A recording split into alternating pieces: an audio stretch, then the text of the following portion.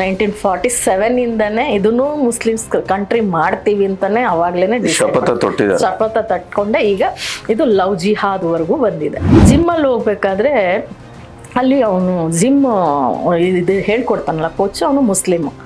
ಅವನು ಹುಡುಗಿರನ್ನ ಮುಟ್ಟೋ ರೀತಿ ನೋಡಿ ನನ್ನ ಮಗನಿಗೆ ಸಹಿಸಕ್ಕಾಗ್ತಾ ಇರಲಿಲ್ಲ. ಫುಲ್ಲು ಎಲ್ಲಿ ಮುಟ್ಬಾರ್ದು ಜಾಗ ಎಲ್ಲ ಮುಟ್ತಾನೆ. ಮಮ್ಮಿ ನನಗೆ ನೋಡೋಕೆ ಆಗ್ತಾ ಇಲ್ಲ ಮಮ್ಮಿ, ಹುಡುಗಿರನ್ನ ತುಂಬ ಮಿಸ್ಸಾಗಿ ಮುಟ್ತಾನೆ, ತುಂಬ ಇರಿಟೇಷನ್ ಆಗುತ್ತೆ. ಕೆಲವು ಲೇಡೀಸಿಗೆ ಎಷ್ಟು ಇರಿಟೇಷನ್ ಆಗುತ್ತೋ ಅಷ್ಟು ಅಸಹ್ಯವಾಗಿ ಮುಟ್ತಾನೆ ಮಮ್ಮಿ. ನಾನು ಹೇಳಿದಾಗ ನೀನು ಅರ್ಥ ಮಾಡ್ಕೊಳ್ಳಿಲ್ವಲ್ಲ, ಈಗ ನೀನು ಕಣ್ಣೆದ್ರಿಗೆ ಕಾಣಿಸ್ತಾ ಇದೆಯಾ? ಹೌದು, ನೀನು ಹೇಳಿದ ಸಂದರ್ಭದಲ್ಲಿ ನಮ್ಮ ಹೆಣ್ಣು ಮಕ್ಕಳು ತೆಗೆದು ಬಾರಿಸ್ಬೇಕು. 1947 ಸ್ವತಂತ್ರ ಬಂದಾಗಿಂದನೇ ಇವರು ಸ್ಟಾರ್ಟ್ ಮಾಡಿಬಿಟ್ಟಿದ್ದಾರೆ. ಬ್ರೈನ್ ವಾಶ್ ಮಾಡೋದಕ್ಕೆ ಸ್ಟಾರ್ಟ್ ಆಗಿಬಿಟ್ಟಿದೆ ಹಿಂದೂ ಸಮಾಜನ. ಫುಲ್ ಬ್ರೈನ್ ವಾಶ್, ಎಜುಕೇಷನ್ ಅಲ್ಲೇ ಫುಲ್ ಬ್ರೈನ್ ವಾಶ್ ಆಗಿದ್ದಾರೆ. ಒಂದು 5-6 ಟರ್ಮ್ಸ್ ಮುಸ್ಲಿಮ್ಸ್ ಅವರೇ ಎಜುಕೇಶನ್ ಮಿನಿಸ್ಟರ್ ಆಗಿದ್ರು ಸೆಂಟ್ರಲ್ ಅಲ್ಲಿ. ಹೌದೌದು.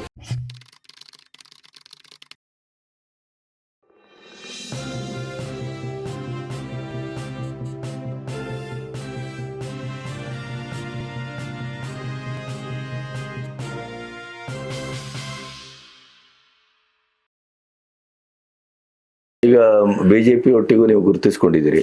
ಹೌದು, ಬಿಜೆಪಿ. ಈಗ ಬಿಜೆಪಿ ಕರ್ನಾಟಕದ್ದು, ನನಗೆ ಕೇಂದ್ರದ ಬಿಜೆಪಿಯ ಬಗ್ಗೆ ನನ್ನ ಯಾವ ಆಕ್ಷೇಪವೂ ಇಲ್ಲ. ಕರ್ನಾಟಕದ ಬಿಜೆಪಿ ಬಗ್ಗೆ ಸಾಕಷ್ಟು ಆಕ್ಷೇಪಗಳಿದೆ.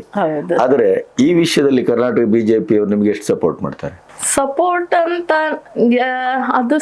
ಅಂತ ನಾನು ಅವ್ರ ಹತ್ರ ನಾನು ಯಾವತ್ತೂ ಹೋಗಿಲ್ಲ. ಈ ತರ ವಿಷಯಗಳನ್ನ ತಗೊಂಡೋಗಿ ಬಿಜೆಪಿ ಇದಕ್ಕೆ ಹೋಗೇ ಇಲ್ಲ. ನಾನು ಅಲ್ಲಿ ಮುಟ್ಟೇ ಇಲ್ಲ. ನನ್ನಲ್ಲಿ ಏನಾಗುತ್ತೋ ನನ್ನ ಕೈಯಿಂದ, ಕಾನೂನಿಂದ ಮತ್ತೆ ನನ್ನ ಕೈಯಿಂದ ಏನಾಗುತ್ತೋ ನಾನು ಇಂಡಿವಿಜುವಲ್ ಆಗಿ ಹೋರಾಟ ಮಾಡಿದ್ದೀನಿ. ಅದನ್ನ ರಾಜಕೀಯಕ್ಕೆ ನಾನು ತಗೊಂಡೇ ಹೋಗಿಲ್ಲ. ಅದನ್ನು ಅವರು ಐಡೆಂಟಿಫೈ ಮಾಡಬೇಕು. ನಾನಾಗಿ ತೊಗೊಂಡೋಗಿ ನಾನು ಈ ಥರ ಮಾಡ್ತಿದ್ದೇನೆ ಬನ್ನಿ ಅಂತ ಹೇಳೋದು ನನಗಿಷ್ಟ ಇಲ್ಲ. ಅವ್ರು ಐಡೆಂಟಿಫೈ ಈ ಥರ ಹೋರಾಟ ಮಾಡ್ತಿದ್ದಾಳೆ, ನಾವು ಅವ್ರಿಗೆ ಸಪೋರ್ಟಾಗಿ ಏನಾದರೂ ಮಾಡಬೇಕು ಅಂತ ಇದ್ದರೆ ಅದು ಓಕೆ. ನಾನಾಗಿ ಅವ್ರ ಹತ್ರ ಹೋಗಿ ಇದನ್ನ ಮಾಡ್ತಿದ್ದೀನಿ, ನೀವು ಇದು ಸಪೋರ್ಟ್ ಮಾಡಿ ಅಂತ ನಾನು ಯಾರ ಹತ್ರನೂ ಅವರು ರಾಜಕೀಯದ ಲೆಕ್ಕಾಚಾರ ಆಗ್ತಾರೇನೋ ಅದು ಇರ್ಬೋದು, ಅದು ಗೊತ್ತಿಲ್ಲ. ನಾನು ಆ ಥರ ಹೋಗಲ್ಲ. ನನ್ನ ಕೈಯಲ್ಲಿ ಕಾನೂನುವಾಗಿ ನಾನು ಕೆಲವು ಒಂದು 10-15 ಕೇಸಲ್ಲಿ ನಾನು ಕಾನೂನುವಾಗಿ ಅವ್ರಿಗೆ ಏನು ಸಪೋರ್ಟ್ ಮಾಡಬೇಕು, ಯಾರ ಜೊತೆ ಸೇರಿಕೊಂಡು ಅವ್ರಿಗೆ ಏನು ಸಪೋರ್ಟ್ ಮಾಡಬೇಕು ಅದನ್ನು ಮಾಡಿದ್ದೀನಿ. ನಾನು ನನ್ನ ಕೈಯಿಂದ ಆಗೋದನ್ನ ನಾನು ಮಾಡಿದ್ದೀನಿ. ನನ್ನ ಜೊತೆ ಬನ್ನಿ ಅಂತ ಅದು ಅವರ ಮನಸ್ಥಿತಿ, ಅವರು ಇಂಡಿಯಾವೇ, ಅವ್ರಿಗಿರೋ ತಾಕತ್ತು, ಅವರು ಅದನ್ನು ಫೇಸ್ ಮಾಡೋ ಕೆಪಾಸಿಟಿ ಇರೋರು ಮಾತ್ರ ಬರ್ತಾರೆ, ಬಿಟ್ಟರೆ ಎಲ್ಲರೂ ಬರೋದಕ್ಕಾಗೋದಿಲ್ಲ. ನಾನು ನಿಜವಾಗ್ಲೂ ಒಂದು ಬಸವನಗುಡಿ ಕೇಸ್ ಹೇಳಿದ್ನಲ್ಲ ಮಾಡಲ್, ಆ ಹುಡುಗ ನನ್ನ ನಂಬರ್ ತೊಗೊಂಡ್ಬಿಟ್ಟು ಎಷ್ಟು ಟಾರ್ಚರ್ ಮಾಡಿದ್ದಾನೆ ಗೊತ್ತಾ ನನಗೆ.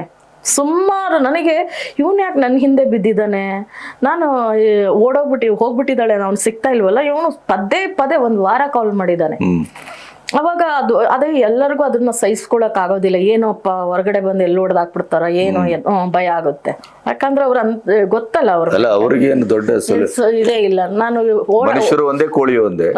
ನಾವು ನಿತ್ತು ಹೋರಾಟ ಮಾಡಿದೀನಿ, ಹೆಂಡ್ತಿನ ಹಿಂಗ್ ಓಡಿಸ್ಬಿಟ್ಟಿದೀನಿ ಆ ಹುಡುಗಿನ ಅನ್ನೋದನ್ನು ಗೊತ್ತಿತ್ತಲ್ಲ. ವೀಕ್ ಫುಲ್ ಕಾಲ್ ನನಗೆ, ಇವನು ಯಾಕೆ ನನ್ನ ಹಿಂದೆ ಬಿದ್ದಿದ್ದಾನೆ ಅಂತ. ಮೇಡಮ್ ನಿಮ್ನ ಮೀಟ್ ಆಗ್ಬೇಕು, ನಿಮ್ಮ ಆಫೀಸಲ್ಲಿ ಎಲ್ಲ ಕೇಳ್ತಾನೆ ಇದ್ದ. ನಾನು ಏನೋ ಮಾಡಿ ಅವಾಯ್ಡ್ ಮಾಡಿಯಪ್ಪ, ನನಗೆ ಗೊತ್ತಿಲ್ಲ ಕೇಸ್ ಏನಾಗಿದೆಯೋ, ನಾನು ಬಿಟ್ಬಿಟ್ಟಿದ್ದೀನಿ ಅಂತ ಹೇಳ್ಬಿಟ್ಟು ಇದು ಮಾಡಿದ್ದೀನಿ. ಹಂಗೆ ಏನಾದರೂ ಮಾತಾಡಬೇಕು ಅಂದರೆ ಬಾಪ್ಪ ನೀನು ಅಲ್ಲಿ ಕೋರ್ಟ್ ಹತ್ರ ಬಾ ಮಾತಾಡಿಸ್ತೀನಿ ಅಂತ ಹೇಳಿ ಇದು ಮಾಡಿಸಿದ್ದು.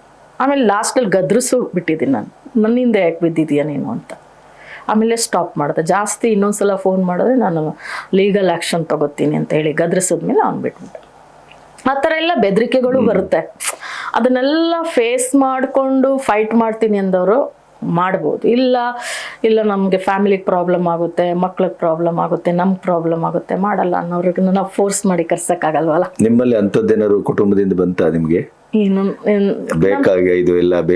ಆ ಥರ ತುಂಬಾ ನನ್ನ ಬಗ್ಗೆ ತುಂಬಾ ಕನ್ಸರ್ನ್ ಇದೆ. ನಮ್ಮ ಫ್ಯಾಮಿಲಿ, ನಮ್ಮ ಮಾವ, ನಮ್ಮ ಅಮ್ಮ ಅವ್ರಿಗೆಲ್ಲ ನೀನು ತುಂಬಾ ರ್ಯಾಶ್ ಆಗಿ ಇದು ಮಾಡ್ತೀಯ, ಹೋಗ್ಬೇಡ, ಯಾಕೆ ನೀನು ಬೇಕು ಅಂತ ಹೇಳ್ತಾರೆ.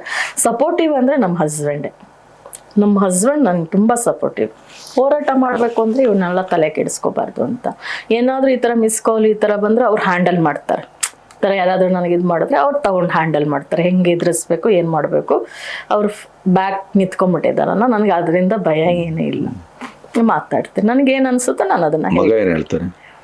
ಮಗ ಅವನು ಸಪ್ರೇಟ್, ಅವನು ಒಂಥರ ಓದೋ ಇದರಲ್ಲಿ ಅವನಿಗೇನೋ ಒಂದು ಮಾಡಬೇಕು, ಅಚೀವ್ ಮಾಡ್ಬೇಕು ಅಂದರೆ ಏನಾದರೂ ಸೈಂಟಿಫಿಕ್ ಆಗಿ ಏನಾದರೂ ಇದು ಮಾಡಬೇಕು, ಇನೋವೇಟ್ ಮಾಡಬೇಕು ಅನ್ನೋದು ಅವನು ಅದರಲ್ಲೇ ಇರ್ತಾನ. ಅವನು ಅಷ್ಟೊಂದು ಮಮ್ಮಿ ನೀನು MLA ಆಗ್ಬೋದು, ನೀನು ಹಿಂಗೆ ಮಾತಾಡ್ತಾ ಇದ್ದೆ ಅಂತ ಹೇಳ್ತಾನೆ ಬಿಟ್ರೆ ಇನ್ನೇನು ಹೇಳಲ್ಲ. ಅಷ್ಟೊಂದು ಅವನು ಇದಕ್ಕೆ ಬರೋದಿಲ್ಲ.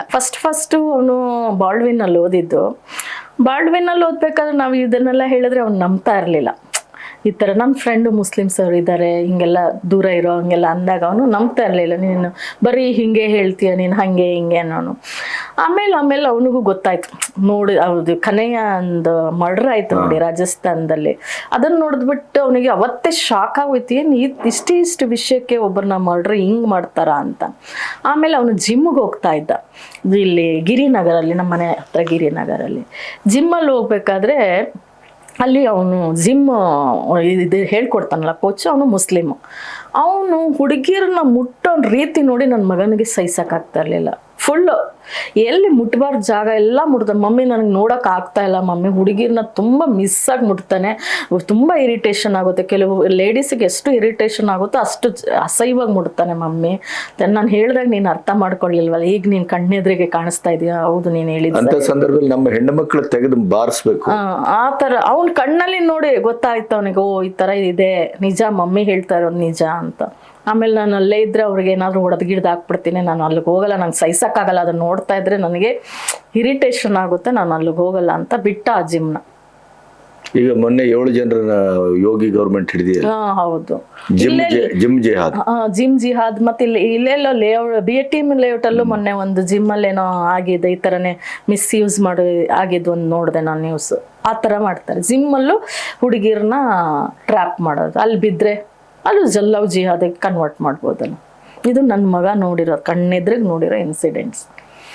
ಹಂಗಾಗಿ ಅವ್ರವ್ರಿಗೆ ಅದು ಅನುಭವ ಆದಾಗ ಅವ್ರಿಗೆ ಗೊತ್ತಾಗುತ್ತೋ ಇದು ಸರಿ ಇಲ್ಲ, ಹಿಂಗಿದೆ ಅಂತ. ನಾವು ಹೆಣ್ಣು ಮಕ್ಕಳನ್ನ, ನಮ್ಮ ಹಿಂದೂ ನನ್ನ ಮಗನೇ ಆಗಲಿ ಯಾರೇ ಆಗಲಿ ಹುಡುಗರು ಹೆಣ್ಣು ಮಕ್ಕಳನ್ನ ಒಂದು ಲಿಮಿಟಲ್ಲಿ ಟಚ್ ಮಾಡೋದು, ಯಾವುದು ಬ್ಯಾಡ್ ಟಚ್ ಗುಡ್ ಟಚ್ ಅವನ್ನೆಲ್ಲ ಹೇಳ್ಕೊಡ್ತೀವಿ. ಆ ಥರ ಎಲ್ಲ ಮುಟ್ಟೋ ಲೀನೇನೋ ಆ ಥರ ನಾವು ಹೇಳಿ ಬೆಳೆಸಿರ್ತೀವಿ. ಅವ್ರು ಅದೆಲ್ಲ ಅದನ್ನ ಮಾಡಿನೇ ಒಳಗಾಕೊಳ್ಳಿ ಅಂತ ಹೇಳಿದ್ರೆ ಏನು ಮಾಡೋಕ್ಕಾಗುತ್ತೆ? ಈ ತರ ಎಲ್ಲಾ ಕಡೆ ಒಂದು ಸಮಾಜವೇ ಅದಕ್ಕೆ ನಿಂತು ಬಿಟ್ಟಾಗ ಅದನ್ನ ಏನು ಬಹಳ ಕಷ್ಟ. ಅದು ಅದನ್ನ ಯಾರು ವಿರೋಧಿಸೋದು ಇಲ್ಲ, ಆ ಸಮಾಜನೇ ವಿರೋಧಿಸೋದು. ಈ ತರ ಆಗ್ತಿದೆ ಅಂತ ಹೇಳಿದ್ರೆ ವಿರೋಧಿಸೋದೇ ಇಲ್ಲ. ಇದೇ ನಮ್ಮ ಹಿಂದೂಗಳು ಯಾರಾದ್ರೂ ಮಾಡಿದ್ರೆ ಅದಕ್ಕೆ ಅರ್ಧದಷ್ಟು ಮುಕ್ಕಾಲಷ್ಟು ಹಿಂದೂ ಸಮಾಜ ಅವನ ವಿರುದ್ಧ ನಿಂತ್ಕೊಂಡು. ಹೌದು, ಅದೇ ಗಂಡು ಮಕ್ಳೇನಾದ್ರೂ ಈ ತರ ಮಾಡಿದ್ರೆ, ಮುಸ್ಲಿಮ್ಸ್ ಅಲ್ಲಿ ಯಾರಾದ್ರೂ ಹಿಂಗ್ ಮಾಡಿ ಜಿಹಾದ್ ಮಾಡ್ಬಿಟ್ಟಿದ್ರೆ ಇಷ್ಟೊತ್ತಿಗೆ ನಮ್ಮ ಹಿಂದೂ ಸಮಾಜನೇ ಅವ್ರಿಗೆ ತಕ್ಕ ಪಾಠ ಕಲಿಸ್ತಾರೆ. ಬಹುಶಃ ಅಲ್ಲಿ ಇಂಥ ಕೆಲಸ ಮಾಡಿದವ್ರಿಗೆ ಹೆಚ್ಚು ಇದಿದೆ, ಪ್ರಾಶಸ್ತ್ಯ ಇದೆ ಕಾಣುತ್ತೆ. ಇರ್ಬೋದು ದುಡ್ಡು ಸಿಗುತ್ತೆ, ಇದು ಫಂಡಿಂಗ್ ಆಗುತ್ತೆ, ಫಂಡಿಂಗ್ ಆಗಿ ಮಾಡಬಹುದು. ಅದಕ್ಕೇನೆ ಪೂರ್ವ ನಿಯೋಜಿತ ಯೋಜನೆಗಳನ್ನೇ ಮಾಡ್ಕೊಂಡ್ಬಿಟ್ಟಿದ್ದಾರೆ ಅವರು. ಅದೇನೋ ಇದು ಮಾಡ್ಬಿಡ್ತೀವಿ ಅಂತ ಹೇಳ್ತಾರಲ್ಲ, 50 ವರ್ಷ ಇನ್ನು 2050ಗೆಲ್ಲ ಮುಸ್ಲಿಂ ದೇಶನೇ ಕಂಟ್ರಿ ಮಾಡ್ತೇವೆ ಅಂತ. ಆ ತರ ಈ ತರನು ಒಂದು ಅದ್ರದ್ದು ಒಂದು ಭಾಗ ಇರ್ಬೋದು. ಕರೆಕ್ಟ್. ವಕ್ಫ್ ಬೋರ್ಡ್ ಇದಾಯ್ತಲ್ಲ, ಅದು ಒಂದು ಭಾಗ ಇತ್ತು. ಇದೊಂದು ಭಾಗ ಇದು ಯಾವುದಂದ್ರೆ ವರ್ಷಿಪ್ ಆಕ್ಟ್ ಅಲ್ಲಿ ದೇವಸ್ಥಾನಗಳ ದೇವಸ್ಥಾನದಡಿ ಮಸೀದಿ ಕಟ್ಟಿದ್ರೆ ಅದನ್ನ ಏನು ಕ್ವಶನೇ ಮಾಡಂಗಿಲ್ಲ ಅಂತ ವರ್ಷಿಪ್ ಆಕ್ಟ್ ತಗೊಂಬಂದ್ರಲ್ಲ ರಾಜೀವ್ ಗಾಂಧಿ. ಅವೆಲ್ಲ ಒಂದು ಅಜೆಂಡಾ, ಅದನ್ನೆಲ್ಲ ಈಗ ರಿವೋಕ್ ಮಾಡ್ತಿದಾರಲ್ಲ, ಅದೆಲ್ಲ ಒಂದೊಂದಾಗಿ ಮೋದಿ ಗವರ್ಮೆಂಟ್ ಮಾಡ್ತಾ ಇದೆ. ಅವರು ಹಿಂದೂ ಕಮ್ಯುನಲ್ ಬಿಲ್ ತರ್ಲಿಕ್ಕೆ ಹೊರಟಿದ್ರಲ್ಲ 2012 ಅಲ್ಲಿ, ಅದ ತರ್ಲಿಕ್ಕೆ ಆಗಿಲ್ಲ. ಹೌದು, ಅದು ಏನ್ ಷಡ್ಯಂತ್ರ ಅಂದ್ರೆ 1947 ಸ್ವತಂತ್ರ ಬಂದಾಗಿಂದನೇ ಇವರು ಸ್ಟಾರ್ಟ್ ಮಾಡ್ಬಿಟ್ಟಿದ್ದಾರೆ. ಬ್ರೈನ್ ವಾಶ್ ಮಾಡೋದಕ್ಕೆ ಸ್ಟಾರ್ಟ್ ಆಗ್ಬಿಟ್ಟಿದೆ ಹಿಂದೂ ಸಮಾಜನ. ಫುಲ್ ಬ್ರೈನ್ ವಾಶ್, ಎಜುಕೇಶನ್ ಅಲ್ಲೇ ಫುಲ್ ಬ್ರೈನ್ ವಾಶ್ ಆಗಿದ್ದಾರೆ. ಒಂದು 5-6 ಟರ್ಮ್ಸ್ ಮುಸ್ಲಿಮ್ಸ್ ಅವರೇ ಎಜುಕೇಶನ್ ಮಿನಿಸ್ಟರ್ ಆಗಿದ್ರು ಸೆಂಟ್ರಲ್ ಅಲ್ಲಿ. ಹೌದೌದು, ಅವ್ರಿಗೆ ಬೇಕಾಗಿರೋ ಸಿಲೆಬಸ್ಗಳೇ ಎಜುಕೇಶನ್ ಅಲ್ಲಿ ಬಂತು. ನೀವು ಯಾರು ಔರಂಗಜೇಬು, ಅಕ್ಬರು, ಅಲ್ಲಾವುದ್ದೀನ್ ಖಿಲ್ಜಿ ಇಂಥವ್ರದ್ದೇ ಪಾಠ ಇತ್ತು ಬಿಟ್ರೆ ನಿಮ್ಮ ಸಿಲೆಬಸ್ ಅಲ್ಲಿ ನನಗೆ ನಿಜವಾಗ್ಲೂ ವಿಶ್ವೇಶ್ವರಯ್ಯ ಎಂತ ಸಾಧನೆ ಮಾಡಿದ್ದಾರೆ ಅಂತ ಈಗ ಗೊತ್ತಾಗ್ತಿದೆ. ನನಗೆ ಓದೋ ಟೈಮಲ್ಲಿ ಗೊತ್ತಾಗ್ತಿರ್ಲಿಲ್ಲ. ಏನೋ ಪುಣ್ಯ ಒಡೆಯರ್ ಮಾಡಿರೋದು ಗೊತ್ತಿಲ್ಲ, ಏನು ಗೊತ್ತಾಗ್ತಾ ಇರ್ಲಿಲ್ಲ. ಸೋಷಿಯಲ್ ಮೀಡಿಯಾ ಈ ಮಟ್ಟಕ್ಕೆ ಬಂದಿರೋದ್ರಿಂದ ನಮಗೆ ದೇಶದ ನಿಜ ಗೊತ್ತಾಗ್ತಾ ಇದೆ. ಹೌದು, ನಿಮ್ಗೆ ಇದು ಸ್ವತಂತ್ರ ಬರಬೇಕು ಸ್ವತಂತ್ರ ಬಂದಿದ್ರಲ್ಲಿ ಅರ್ಧ ಫುಲ್ ಕೆಲವು ಪರ್ಸೆಂಟ್ ಮುಸ್ಲಿಮ್ಸ್ ಅವ್ರು ಪಾಕಿಸ್ತಾನಕ್ಕೆ ಹೋದ್ರಲ್ಲ, ಅಳ್ದುಳಿದ ಪರ್ಸೆಂಟ್ ಇಲ್ಲಿ 2% ಏನೋ ಇತ್ತಂತಲ್ಲ ಅವಾಗ. ಆ 2%ನ್ನ 50% ಮಾಡೋದಕ್ಕೆ ಅವಾಗಿಂದನೇ ಪಿತೂರಿಗಳು ರೆಡಿ, ಎಲ್ಲ ಯೋಜನೆ 32% ಇದ್ದದ್ದು ಈಗ 2% ಆಗಿದ್ದಾರೆ. ಇಲ್ಲಿ 2% ಇದ್ದಿದ್ದು ಇಲ್ಲಿ 18% ಬಂದಿದೆ. ಅದಕ್ಕೆ ಏನೇನ್ ಮಾಡ್ಬೇಕು, ಯಾವ ರೀತಿ ಸೆಕ್ಯೂರ್ ಮಾಡ್ಬೇಕು, ಅದನ್ನೆಲ್ಲ ರಾಜಕೀಯದ ಮುಖಾಂತರ ಮಾಡ್ಬಿಟ್ಟಿದ್ದಾರೆ. ನೆಹರಿಂದ ಹಿಡಿದು ಕಾಂಗ್ರೆಸ್ ಪಕ್ಷದಲ್ಲಿ ಅವ್ರನ್ನ ಹೆಂಗೆ ಉದ್ಧಾರ ಮಾಡಬೇಕು, ಇಲ್ಲಾಂದ್ರೆ ವರ್ಷಿಪ್ ಆಕ್ಟ್ ತಗೊಳ್ಳೋ ಬರೋ ಅವಶ್ಯಕತೆ ಏನಿತ್ತು, ವಕ್ಫಾ ಬೋರ್ಡ್ದು ಅದಕ್ಕೆ ಇದು ಮಾಡೋದೆಲ್ಲ ಏನಿತ್ತು, ಅಮೆಂಡ್ಮೆಂಟ್ಗಳು ತರೋದು, ಜಾತ್ಯತೀತ ಪದ ಬಳಸೋದು ಏನಿತ್ತು. 1975 ಇಂದಿರಾ ಗಾಂಧಿ ಜಾತ್ಯತೀತ ಪದನ ಯಾಕೆ ತಂದ್ರು? ಅಂಬೇಡ್ಕರ್ ತರ್ಬೋದಿತ್ತಲ್ಲ. ಅಂಬೇಡ್ಕರ್ ವಿರೋಧಿಸಿದ್ರು. ಅಂಬೇಡ್ಕರ್ ಗೊತ್ತು, ನಮ್ದು ಜಾತ್ಯತೀತ ದೇಶನೇ, ನಮ್ಮ ಮೆಂಟಾಲಿಟಿನೇ ಆ ತರ ಸಹಬಾಳತ್ವನೇ ಹೊಂದಿರೋ ಮೆಂಟಾಲಿಟಿ, ಅದನ್ನ ಆಡ್ ಮಾಡೋ ಅವಶ್ಯಕತೆನೇ ಇಲ್ಲ ಅಂತ ನಮ್ಮ ಅಂಬೇಡ್ಕರ್ಗೆ ಗೊತ್ತಿತ್ತು. ಇದನ್ನ ಯಾಕೆ ತಂದ್ರು? ಎಲ್ಲಿ ಮುಂದೆ ಹಿಂದೂ ರಾಷ್ಟ್ರ ಮಾಡ್ಬಿಟ್ರೆ, ಹಿಂದೂ ರಾಷ್ಟ್ರ ಆಗ್ಬಿಟ್ರೆ ಆಮೇಲೆ ಏನು ಮಾಡಕ್ಕಾಗಲ್ವಲ್ಲ, ಸಂವಿಧಾನದಲ್ಲಿ ಜಾತ್ಯತೀತ ಪದನ ತಂದ್ಬಿಡೋಣ ಅನ್ನೋ ಒಂದು ಇಂಟೆನ್ಷನ್ಸ್ ನಲ್ಲಿ ಅದನ್ನ ಆಡ್ ಮಾಡೋದು. ಈ ತರ ಪೂರ್ವ ನಿಯೋಜಿತ ಆಗ ಫಸ್ಟ್ ಎಲ್ಲ ಏನು ಸಿಲಬಸ್ಸು ಎಜುಕೇಶನ್ ಅಲ್ಲಿ ಫುಲ್ ಮುಸ್ಲಿಮ್ಮಯ ಮಾಡಿ ಅವರೇ ಒಳ್ಳೆಯವರು, ಅವರೇ ಹೆಚ್ಚು, ಅವ್ರದೇ ಎಲ್ಲ ಅನ್ನೋ ತರ ಮಾಡಿಟ್ರು. ಎಜುಕೇಶನ್ ಅಲ್ಲಿ ಬ್ರೈನ್ ವಾಶ್ ಮಾಡ್ಬಿಟ್ರು. ಇನ್ನೊಂದು ಕೆಲವು ವರ್ಷಿಪ್ ಆಕ್ಟ್ ತಗೊಂಡ್ಬಂದ್ಬಿಟ್ಟು ದೇವಸ್ಥಾನಗಳ ಮೇಲೆ ಯಾವ ಮಸೀದಿ ಕಟ್ಟೋರು ಕೆಡವಲೇಬಾರ್ದು, ಅಲ್ಲಿಗೆ ಅದು ನಶಿಸಿ ಹೋಗ್ಬೇಕು, ಅದ್ರ ಹಿಸ್ಟ್ರಿನೇ ಗೊತ್ತಾಗ್ಬಾರ್ದು ಅನ್ನೋದ್ರಲ್ಲಿ ಯಾರು ಇದನ್ನೇ ಎತ್ತಬಾರ್ದು ಅಂತ ವರ್ಷಿಪ್ ಆಕ್ಟ್ ತಂದ್ಬಿಟ್ರು. ಈ ವಕ್ಫಾ ಬೋರ್ಡ್ಗಳಲ್ಲೇ ಕೆಲವು ನಿಯಮಗಳನ್ನೆಲ್ಲ ಆಡ್ ಮಾಡಿದ್ರು. ಅದನ್ನು ಯಾರು ಕೇಳಬಾರ್ದು, ಆ ಪ್ರಾಪರ್ಟಿನೆಲ್ಲ ಆಕ್ಯುಪೈ ಮಾಡ್ಕೊಳ್ಳಿ ಅಂತ ಎಲ್ಲ ಒಟ್ಟಿನಲ್ಲಿ. ಆಮೇಲೆ ಈಗ ಅದೆಲ್ಲ ಆದಮೇಲೆ ಹೆಣ್ಣು ಮಕ್ಕಳನ್ನ ಲವ್ ಜಿಹಾದು, ಕನ್ವರ್ಷನ್ನು, ಹಲಾಲ ಮಾರ್ಕೆಟಿಂಗು, ಹಲಾಲ ಮಾಡೋದು, ಹಲಾಲದ್ದೇ ತಿನ್ನಬೇಕು, ಅವ್ರ ಎಕನಾಮಿಕಲ್ ಇದು ಅವರು ಫೈನಾನ್ಷಿಯಲಿ ಸ್ಟ್ರಾಂಗ್ ಆಗಬೇಕು. ಅದು ಅವ್ರು ಹಲಾಲ ಮಾರ್ಕ್ ಇರೋ ಹೋಟ್ಲಿಗೆ ಹುಡುಕ್ತಾರೆ, ಹಲಾಲ ಮಾರ್ಕ್ ಇರೋ ಫುಡ್ಡನ್ನೇ ತಿಂತಾರೆ, ಬೇರೆ ಏನು ತಿನ್ನಲ್ಲ. ಇಂಡಿಯನ್ ಫುಡ್ನಲ್ಲಿ ಅದು ಮಾರ್ಕ್ ಇಲ್ಲ ಅಂದ್ರೆ ಅವ್ರು ತಿಳ್ಕೊಳ್ಳಲ್ಲ. ಹಿಂದೂ ವ್ಯಾಪಾರಿಗಳಿಗೆ, ಹಿಂದೂ ಬಿಸ್ನೆಸ್ ಮನ್ಗೆ ಎಲ್ಲಿ ಅದೊಂಥರ ಹೊಡ್ದಂಗೆ ತಾನೆ. ಆ ಥರ ಎಲ್ಲ ಅವರು ಪೂರ್ವ ನಿಯೋಜಿತ ಯೋಜನೆ ಮಾಡಿಕೊಂಡು 1947 ಇಂದಾನೆ ಇದನ್ನು ಮುಸ್ಲಿಮ್ಸ್ ಕಂಟ್ರಿ ಮಾಡ್ತೀವಿ ಅಂತಾನೆ ಅವಾಗ್ಲೇನೆ ಶಪಥ ತಟ್ಕೊಂಡೆ ಈಗ ಇದು ಲವ್ ಜಿಹಾದ್ ವರೆಗೂ ಬಂದಿದೆ. ಮೇಡಮ್, ಇಲ್ಲಿವರೆಗೆ ನಿಮ್ಮ ಅನುಭವ ಮತ್ತು ನಿಮ್ಮ ಹೋರಾಟ ಇವನ್ನೆಲ್ಲ ಸವಿಸ್ತಾರವಾಗಿ ಹೇಳಿದ್ರಿ. ಕೊನೆಯದಾಗಿ ಈ ಹತಾಶೆಯ ಮಧ್ಯೆಯೂ, ಈ ಒಂದು ಅಸಹಾಯಕತೆ ಮಧ್ಯೆಯೂ ಅವ್ರ ಇಡೀ ಸಮಾಜವೇ ಅದಕ್ಕೆ ಬೆನ್ನಿಗೆ ನಿಂತಿದ್ದಾರೆ. ನಮ್ಮ ಸಮಾಜ ಇನ್ನೂ ಅದ್ರ ಬಗ್ಗೆ ಎಚ್ಚರಗೊಳ್ಳಿಲ್ಲ. ಕೊನೆಯದಾಗಿ ಏನು ಹೇಳಲಿಕ್ಕೆ ಇಷ್ಟಪಡ್ತೀರಿ, ಹೆತ್ತವರಿಗೋ, ಮಕ್ಕಳಿಗೋ, ಹಿಂದೂ ಸಮಾಜಕ್ಕೋ? ಏನಂದ್ರೆ ಪೋಷಕರು ಸ್ವಲ್ಪ ಮಕ್ಕಳ ಕಡೆ ಗಮನ ಕೊಡಬೇಕು. ಒಂದು ಏಜಿಗೆ ಬಂದಾಗ ಫ್ರೆಂಡ್ ಥರ ಬಿಹೇವ್ ಮಾಡಿ, ಒಂದು ಏಜ್ ಅವ್ರೇನಾದ್ರು ತಪ್ಪು ದಾರಿಲಿ ಹೋಗ್ತಾ ಇದ್ರೆ ಅದನ್ನು ರೆಕಗ್ನೈಸ್ ಮಾಡಿ, ನೀನು ಹೋಗ್ತಾ ಇರೋ ಮಾರ್ಗ ಸರಿಗಿಲ್ಲ, ಹಿಂಗೆ ಹೋಗು ಅಂತ. ಅವ್ರು ಅಪ್ಪ ಅಮ್ಮ ಸರಿಯಾಗಿ ಪೇಷನ್ಸಲ್ಲಿ ಫ್ರೆಂಡ್ಲಿ ಆಗಿ ಮಾತಾಡಿ ಅವ್ರನ್ನ ಹೊಡೆದು ಬಡಿದು ಗಿದ್ರಿಸಿದ್ರೆ ಆ ಏಜಲ್ಲಿ ಅವ್ರು ಯಾವುದೇ ಕಾರಣಕ್ಕೂ ಅದನ್ನು ಅರ್ಥ ಮಾಡ್ಕೊಳ್ಳೋ, ಅವ್ರು ಇನ್ನೂ ಅಪೋಸೇ ಆಗಿಬಿಡ್ತಾರೆ. ನೀವು ಫ್ರೆಂಡ್ ಆಗಿನೇ ಅವ್ರ ಮಾರ್ಗಕ್ಕೆ ಹೋಗಿ ಅವ್ರನ್ನ ಹೇಗೆ ರಿಟರ್ನ್ ನಮಗೆ ತಗೋಬರ್ಬೋದು ಅನ್ನೋದನ್ನ ನೀವು ಅರ್ಥ ಮಾಡ್ಕೋಬೇಕು. ಮತ್ತೆ ಅವ್ರನ್ನ ಬೆಳೆಸೋ ರೀತಿ, ನಮ್ಮ ಹಿಂದೂ ಧರ್ಮ, ನಮ್ಮ ಕಲ್ಚರ್ ಏನು, ನಮ್ಮ ಫ್ರೀಡಮ್ ಏನು, ನಾವು ಎಷ್ಟು ಸ್ವತಂತ್ರವಾಗಿದ್ದೇವೆ, ಅವ್ರ ಹತ್ರ ಹೋದ್ರೆ ಅವ್ರು ಯಾವ ಥರ ಜೀವನ ಮಾಡ್ತಾರೆ, ಅವ್ರದ್ದು ಕಲ್ಚರ್ ಏನು, ಅದು ನಮ್ಗೆ ನಾವೀಗ ಒಂದು ನೆಂಟ್ರ ಮನೆಗೆ ಒಂದಿನ 2 ದಿನಕ್ಕೆ ಹೋದಾಗ ನಮ್ಗೆ ಆ ಮನೇನ ಅಡ್ಜಸ್ಟ್ ಮಾಡ್ಕೊಳ್ಳೋದು ತುಂಬಾ ಕಷ್ಟ. ಮಲ್ಕೊಳ್ಳೋಕ್ಕಾಗಲ್ಲ, ಸಡನ್ ಆಗಿ ನಿದ್ರೆನೇ ಬರಲ್ಲ 2 ದಿನ ಆದ್ರೂ. ನೀವು ಅಂಥದ್ರಲ್ಲಿ ನಿಮ್ಮ ಧರ್ಮನೇ ಬಿಟ್ಟು ಬೇರೆ ಧರ್ಮಕ್ಕೆ ಹೋಗ್ಬೇಕಾದ್ರೆ ಫುಲ್ A to Z ನೀವು ಚೇಂಜ್ ಆಗ್ಬೇಕು. ಅದನ್ನ ಹೆಂಗೆ ಚೇಂಜ್ ಆಗ್ತೀರಾ ಅದನ್ನೆಲ್ಲ ಕುಲಂಕುಷವಾಗಿ ಮಕ್ಕಳಿಗೆ ಹೇಳ್ಬೇಕು ಈ ತರ ಬೇಡ, ಅದು ಸರಿಗಿಲ್ಲ ಅಂದ್ಮೇಲೆ ನೀವು ಅಲ್ಲಿಗೆ ಹೋಗ್ಲೇಬೇಡಿ, ಅವಾಯ್ಡ್ ಮಾಡಿ. ಫ್ರೆಂಡ್ಸ್ ಇದ್ರೆ ಫ್ರೆಂಡ್ಸ್ ಕಾಲೇಜ್ವರೆಗೂ ಅಷ್ಟೇ, ಅವ್ರನ್ನ ಯಾವುದಕ್ಕೂ ನೀವು ಇದು ಮಾಡ್ಕೊಳ್ಳಿ, ಎಂಟರ್ಟೈನ್ಮೆಂಟ್ ಮಾಡ್ಬೇಡಿ, ನಿಮ್ದು ಡಿಸ್ಟೆನ್ಸ್ ನೀವು ಮೇಂಟೈನ್ ಮಾಡಿ ಅಂತ ಅವ್ರಿಗೆ ಹೇಳಿ. ಮತ್ತೆ ಅವ್ರು ತಪ್ಪು ಮಾಡಿದ್ರು ಅದನ್ನ ಬೈದು ಹೊಡೆದು ನೀವು ಅದನ್ನ ತಿದ್ದಕ್ಕೆ ಹೋಗ್ಬಿಡಿ. ಸಮಾಧಾನವಾಗಿ ಯೋಚನೆ ಮಾಡಿ, 10 ಸಲ ಯೋಚನೆ ಮಾಡಿ, ನನ್ನ ಮಗಳನ್ನ ಸರಿದಾರಿಗೆ ತರೋಕ್ಕೆ ನಾನು ಯಾವ ಥರ ಕನ್ವಿನ್ಸ್ ಮಾಡಬೇಕು ಅನ್ನೋದನ್ನ ಯೋಚನೆ ಮಾಡಿ, ಅವಳಿಗೆ ಸರಿ ಅನ್ನೋ ರೀತಿಲಿ ಅವಳಿಗೆ ನಮ್ಮಪ್ಪ ಹೇಳ್ತಿರೋದ್ರಲ್ಲಿ ಅರ್ಥ ಇದೆ, ಲಾಜಿಕ್ ಇದೆ ಅಂತ ಹೇಳಿ ತರಿಸ್ಬೇಕು. ಅವಾಗ ಮಕ್ಕಳು ಹೋಗ್ತಾರೆ, ಅದ್ರ ವಿರುದ್ಧ ಅವ್ರ ಹಿಂದೆ ಹೋಗಲ್ಲ. ಅದು ಒಂದು. ಮತ್ತೆ ಇನ್ನೊಂದು ಏನಂದ್ರೆ ಮಕ್ಳಿಗೂನು ನಮ್ಮ ಧರ್ಮ ಅಂದ್ರೆ ಏನು, ನಮ್ಮ ಸಂಸ್ಕೃತಿ ಏನು, ನಾವು ಏನು ಹಬ್ಬ ಹರಿದಿನ ಪೂಜೆ ಅದನ್ನೆಲ್ಲ ಅವ್ರಿಗೆ ತಿಳಿ ಹೇಳ್ಬೇಕು, ಅದ್ರ ಮೇಲೆ ಪ್ರೀತಿ ಬರ್ಬೇಕು. ಈಗ ನನ್ನ ಧರ್ಮದ ಬಗ್ಗೆ ಮಾತಾಡಿದ್ರೆ ನನಗೆ ರಕ್ತ ಕುದಿಬೇಕು. ನನ್ನ ಧರ್ಮನ ಯಾರೋ ಒಬ್ರು ಹೀಯಾಳಿಸ್ಕೊಂಡು ನನ್ನ ಪದ್ಧತಿ ನನ್ನ ಸಂಸ್ಕೃತಿನ ನನ್ನ ಉಡುಗೆ ತೊಳಿಗಳನ್ನ ಹೀಯಾಳಿಸ್ತಾ ಇದ್ದಾಗ ನಿನ್ನ ಮನಸ್ಸಲ್ಲಿ ರಕ್ತ ಕುದಿತ, ಇವನು ಯಾಕೆ ನನ್ನ ಬಗ್ಗೆ ಇಷ್ಟೊಂದು ಟೀಸ್ ಮಾಡ್ತಾನೆ. ನನಗೆ ಚಿಕ್ಕ ವಯಸ್ಸಿಂದನೂ ಹಂಗೆ ನನ್ನ ಬಗ್ಗೆ ನಮ್ದ್ರ ಬಗ್ಗೆ ಮಾತಾಡಿದ್ರೆ ನನಗೆ ಅದು ಸಹಿಸಕ್ಕಾಗ್ತಿರ್ಲಿಲ್ಲ. ಆ ಮನೋಭಾವನೆ ಮಕ್ಕಳಲ್ಲಿ ಬಿಟ್ಟಬೇಕು. ನೀನು ಏನಕ್ಕೆ ನನ್ನದು ಅದು ಯಾವುದೋ ಮೊನ್ನೆ ಒಂದು ಕೇಸ್ ನೋಡ್ತಾ ಇದ್ದೆ, ಬುರ್ಕ ಹಾಕ್ತಿದ್ದಾರೆ ಹೆಣ್ಣು ಮಕ್ಕಳಿಗೆ, ಹಿಂದೂ ಹೆಣ್ಣು ಮಕ್ಕಳಿಗೆ ಬುರ್ಕ ಹಾಕ್ತಾರೆ. ಅವಾಗ ಅದನ್ನ ಅಪೋಸ್ ಮಾಡೋ ಥರ, ನೀನು ನನಗೆ ಏನಕ್ಕೆ ಹಾಕ್ತಿದ್ಯಾ, ನೀನು ನನ್ನ ಧರ್ಮದ ನೀನು ಪಾಲಿಸ್ತೀಯಾ, ನೀನು ಪಾಲಿಸಲ್ಲ ಅಂದಮೇಲೆ ನಾನು ಇನ್ನದೇನಕ್ಕೆ ನಾನು ಹಾಕಬೇಕು ಅಂತ ಅಪೋಸ್ ಮಾಡೋದ್ ರೀತಿ ಆ ಮನ್ಸು ಮಕ್ಕಳಲ್ಲಿ ಬೆಳಿಬೇಕು. ನೀನು ನನಗೆ ಇವನ್ನೆಲ್ಲ ತರಬೇಡ ಹತ್ರ, ನಮ್ಗೆ ಅದು ನಮ್ದಿಲ್ಲ, ನನ್ನ ಧರ್ಮದ ಬಗ್ಗೆ ಮಾತಾಡಲು ಬೇಡ ಅಂತ, ನೀನಿಲ್ಲ ಅಂದರೆ ಬಿಟ್ಟು ಹೋಗೋ ಅನ್ನೋ ಲೆವೆಲಲ್ಲಿ ಮಕ್ಕಳು ಬೆಳಿಬೇಕು. ನೀವು ಅವರು ರೂಡ್ ಆಗಿರಲಿ, ರ್ಯಾಶ್ ಆಗಿರಲಿ, ಅಥವಾ ಕಠೋರವಾಗಿ ಮನಸ್ಸಾದ್ರು ಅಂತ ಅಂದ್ಕೊಳ್ಳಿ, ನಮ್ಮ ಮಕ್ಕಳು ಸೇಫ್ಟಿ ಆಗಬೇಕು ಅಂದರೆ ನಾವು ಆ ಥರನೇ ಬೆಳೆಸ್ಬೇಕು. ನೀವು ಮೃದುವಾಗಿ ಆಯಿತು ಹಾಗೆ ಹೀಗೆ ಅಂತ ಹೇಳಿದ್ರೆ ಅವ್ರು ನಮ್ಮನ್ನು ಇದು ಮಾಡಿಕೊಂಡು ಹಾಳು ಮಾಡಿಟ್ಬಿಡ್ತಾರೆ.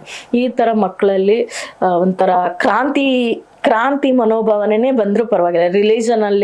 ರಿಲಿಜನ್ ವಿಷಯ ಬಂದಾಗ ಯಾವುದೇ ಕಾರಣಕ್ಕೂ ಬಿಟ್ಟುಕೊಡದೆ ನಿಂತ್ಕೊಳ್ಳೋ ರೀತಿಯಲ್ಲಿ ಕ್ರಾಂತಿಕಾರಿ ಭಾವನೆ ಅವ್ರ ಮನಸ್ಸಲ್ಲಿ ತುಂಬಬೇಕು.